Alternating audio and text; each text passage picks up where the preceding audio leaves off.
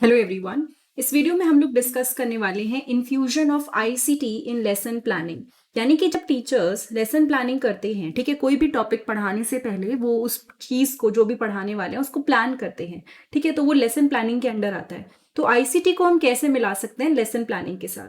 The infusion of information and communication technology in lesson planning can greatly enhance the teaching and learning process by integrating digital tools and resources into educational activities. इसने ये बोला कि जब हम लोग information और communication technology यानी ICT को लेसन प्लानिंग में मिलाते हैं, उससे हमारा टीचिंग और लर्निंग प्रोसेस जो होता है वो बहुत ही ग्रेटली, बहुत ही ज्यादा तरीके से इन्फ्लुएंस होता है। ठीक है, अब यहाँ पर हम लोग क्या करते हैं, उसको मिलाने के लिए कई अप्रोचेस होती हैं, वैसे तो उन सबको यूज करते हैं, बट पहले देखना है कि क्या इफेक्टिव तरीका है जिससे आईसीटी को आप लेसन में मिला सकते हो। सबसे पहले है आइडेंटिफाई लर्निंग ऑब्जेक्टिव। आपको क्या करना है, start by identifying the specific learning objective you want to achieve in the lesson. आपको क्या करना है ना, आपको लर्निंग ऑब्जेक्टिव समझने हैं, आपको वो ऑब्जेक्टिव समझने हैं जो आप अचीव करना चाहते हो क्लास में, मतलब प्रॉपर जब आप सिखाना शुरू कर रहे हो। और ये देखिए कि आपको वो आईसीटी कैसे हेल्प कर सकता है उन ऑब्जेक्टिव्स को अचीव करने में। ठीक है, तो start by identifying the specific learning objective जो आप क्लास में अचीव करना चाहते हो। उसके बाद ये देखिए कि आईसीटी टूल्स कैसे हेल्प करते हैं इन ऑब्जेक्टिव्स को मिलाने में। उसके बाद है select appropriate ICT tools. Choose ICT tools that align with your objectives and the need of your student. आपको ऐसे आईसीटी टूल्स सेलेक्ट करने हैं जो कि अलाइन हो, मिलते हो किसके साथ, आपके ऑब्जेक्टिव्स के साथ एंड बच्चों की नीड के साथ। ठीक है, मतलब जो भी तरीके से आप पढ़ाने वाले हो, जिस भी सॉफ्टवेयर से जो भी चीजें आप यूज करोगे वो आपके ऑब्जेक्टिव के साथ भी मिले और बच्चे की नीड के हिसाब से भी मिले। ऐसा ना हो बस नाम के लिए आपने आईसीटी यूज कर लिया पढ़ाई में बट एक्चुअली में बच्चा भी रिलेट नहीं कर पा रहा। ये टूल्स हो सकते हैं कि आप कोई एजुकेशनल ऐप यूज कर रहे हैं, ऑनलाइन सिमुलेशंस, मतलब कि रियल लाइफ सिचुएशन को एकदम हम वर्चुअली दिखा पाए। जैसे कई बार होता है ना कि आपको कहीं पे हिस्टोरिकल कोई मॉन्यूमेंट घुमाना है तो वहां पे पूरा वो 3D में व्यू होगा जिसमें वो बच्चा हर एक चीज देख पाएगा, समझ पाएगा कि क्या क्या हुआ था। इंटरैक्टिव वेबसाइट जिसमें इनपुट जाएगा, बच्चे क्वेश्चन सॉल्व करेंगे, वहां से कुछ आएगा, मल्टीमीडिया प्रेजेंटेशन, सारी चीजें इसके अंदर आ जाती हैं। फिर है क्रिएट एंगेजिंग कंटेंट। आपको क्या करना है, आईसीटी टूल्स को यूटिलाइज करना है, अच्छे तरीके से यूज करना है ताकि आप एंगेजिंग कंटेंट, अच्छा कंटेंट बना सकें जिससे बच्चे का इंटरेस्ट मतलब डेवलप हो। देखो, बच्चा अपने आप मेहनत करेगा, उसको इंट्रिंसिक मोटिवेशन आएगी अगर आप उसका इंटरेस्ट अपनी तरफ खींच के ले आए या फिर बच्चे के लिए एक्टिव लर्निंग आप प्रोवाइड कराएं। जैसे ही आप एक्टिव लर्निंग और इंटरेस्ट बच्चे का लाते हैं, ऑटोमेटिकली बच्चे की इंट्रिंसिक मोटिवेशन स्टार्ट हो जाती है और वो ज्यादा अच्छे से इन्वॉल्व होकर पढ़ पाता है। This could involve creating interactive quizzes, videos, podcast और ऑनलाइन असाइनमेंट। इसमें हो सकता है कि आप उन्हें क्विज दे रहे हो, वीडियोस दे रहे हो, पॉडकास्ट दे रहे हो, ऑनलाइन असाइनमेंट दे रहे हो, कुछ भी हो सकता है। ठीक है, डिफरेंशिएट इंस्ट्रक्शन। आईसीटी क्या करता है, वो आपको अलाउ करता है कि डाइवर्स, अलग अलग लर्निंग स्टाइल के हिसाब से आप तैयार करें जो भी पढ़ा रहे हैं, एबिलिटीज को देख के आप इंस्ट्रक्शन प्रिपेयर करें।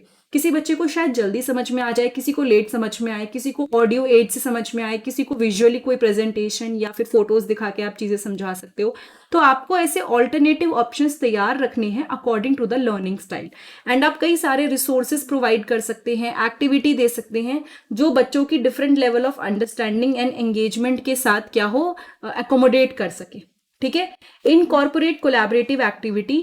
Use online platforms and tools that enable collaborative activity. ऐसे ऑनलाइन प्लेटफॉर्म्स को यूज करना है, ऐसे टूल्स को यूज करना है जिसमें कोलैबोरेशन हो सके। ठीक है, तो online platforms and tool use कीजिए जिससे कोलैबोरेशन हो सके। For example, you can assign group project that require students to collaborate. आप हो सकता है उन्हें एक प्रोजेक्ट दीजिए जिसमें हर किसी के हिसाब से काम बढ़ जाए।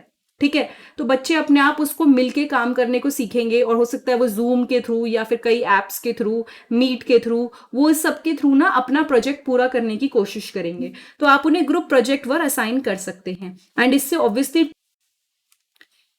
टीम वर्क जैसे स्किल्स डेवलप होंगे एंड कम्युनिकेशन स्किल्स जैसे स्किल्स डेवलप होंगे। ठीक है, फिर आता है flipped learning. Consider flipping the classroom by using ICT tools to deliver instructional content outside of class. आप क्या कर सकते हैं ना, आप क्लासरूम में आईसीटी टूल्स में, मतलब आईसीटी टूल्स को यूज करके कंटेंट जो है वो, मतलब आप क्लासरूम के बाहर, मतलब जिसे कहते हैं ना बेसिकली आप जो क्लास का टाइम है वो ना देके बाहर की चीजों को यूज करके, मतलब फॉर एग्जाम्पल क्लासरूम में आप एक्स्ट्रा चीजें पढ़ाएं जिससे problem solving hands on activity हो, लेकिन जो पढ़ाने वाला इंस्ट्रक्शनल कंटेंट है वो क्लास के बाहर आप उनको डिलीवर कर दें। ठीक है, तो फ्लिप क्लासरूम में आईसीटी की हेल्प से कभी टाइम हुआ तो हम उनको ले गए, फटाफट से उन्हें इंस्ट्रक्शंस दिए, उसके बाद उनके ऊपर जो मेजर काम होता है जिससे बच्चे की एक्टिव लर्निंग होती है, डिस्कशन, प्रॉब्लम सॉल्विंग, ये हम बाद में आराम से करवाएं क्लास के टाइम पे। ठीक है, असेसमेंट एंड फीडबैक, कई लोग आईसीटी को यूज करते हैं असेसमेंट पर्पस के लिए, जैसे कि ऑनलाइन क्विजेज, सर्वेज, है ना, बच्चे की अंडरस्टैंडिंग को कैप्चर करने के लिए, टाइमली फीडबैक देने के लिए डिजिटल प्लेटफॉर्म्स के थ्रू, एंड बच्चे की अगर हम प्रोग्रेस को ट्रैक करना चाहते हैं कि बच्चा कैसे प्रोग्रेस कर रहा है, उन सब में ये यूज होता है। Adopt to blended learning, blend traditional teaching method with online resources.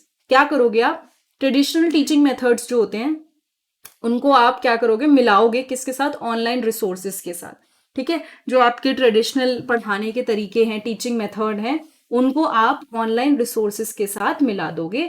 For instance combine in person discussion with online forums, webinar और वीडियो कॉन्फ्रेंसिंग।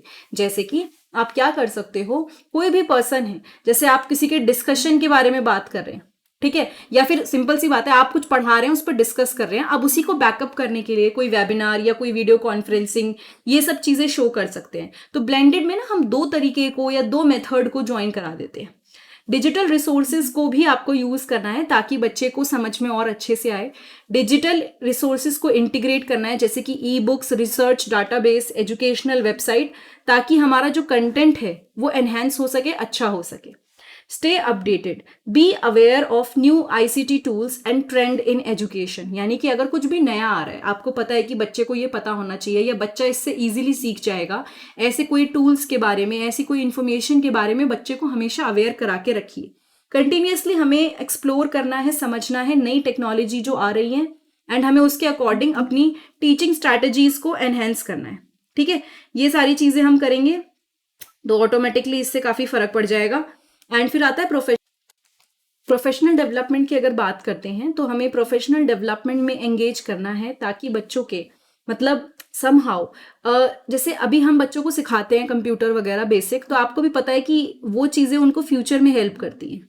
ठीक है, उनके वो स्किल्स डेवलप हो जाते हैं, लेकिन अब हमें ध्यान देना है कि बच्चे को चीज़ों को, आईसीटी स्किल्स को इस तरह से सिखाएं कि आजकल की डिमांड के हिसाब से। आजकल अगर आप किसी को पावर पॉइंट चला के और सिर्फ पेंट चला के दे दोगे ना, तो बच्चा कहेगा ये तो मुझे घर में बहुत पहले सिखा दिया गया है।